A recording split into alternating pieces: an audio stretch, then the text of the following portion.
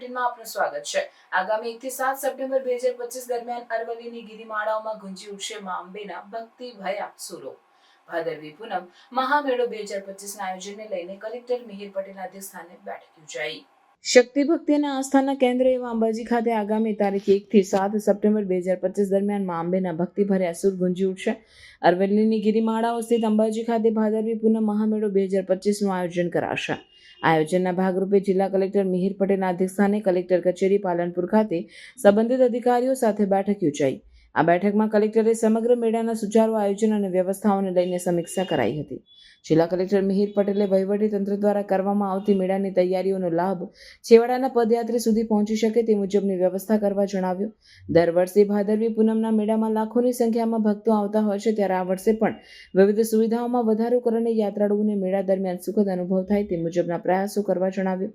કલેક્ટરે જણાવ્યું કે દર વર્ષે મેળાનો વ્યાપ વધતો જાય છે અને એ જ રીતે વિશેષ વ્યવસ્થાઓ પણ ઊભી કરાશે, જેમાં શ્રદ્ધાળુઓ માટે બસની વ્યવસ્થા, રોકાણ અને ભોજન વ્યવસ્થા, પાર્કિંગ, સ્વાસ્થ્ય સુવિધાઓ, સ્વચ્છતા, કાયદો વ્યવસ્થા, ટ્રાફિક નિયમન, લાઇટિંગ, મંદિર વ્યવસ્થા, સુરક્ષા, સલામતી, પ્રચાર પ્રસાર સહિતની બાબતોની કલેક્ટરે ચર્ચા કરી સુવ્યવસ્થિત આયોજન થાય એ માટે સૌ અધિકારીઓને જણાવ્યું। આ બેઠકમાં જિલ્લા પોલીસ અધિક્ષક અક્ષયરાજ મકવાણા, અંબાજી વહીવટદાર અને અધિક કલેક્ટર કૌશિક મોદી સહિત સંબંધિત વિભાગના અધિકારીઓ ઉપસ્થિત રહ્યા હતા। જય અંબે। આગામી 1 સપ્ટેમ્બર 2025થી 7મી સપ્ટેમ્બર 2025 સુધી શક્તિપીઠ અંબાજી ખાતે ભાદરવી પૂનમ મહામેળાનું આયોજન થવાનું છે। આ આયોજન સંદર્ભે આજ રોજ જિલ્લા કક્ષાના તમામ અધિકારીઓ સાથે મિટિંગનું આયોજન કરવામાં આવ્યું હતું। મેળામાં આવનાર તમામ માઈ ભક્ત અને શ્રદ્ધાળુને કોઈપણ જાતની તકલીફ ના પડે તે માટે આ વર્ષે અંદાજિત 28 જેટલી સમિતિઓની રચના પણ કરવામાં આવી છે।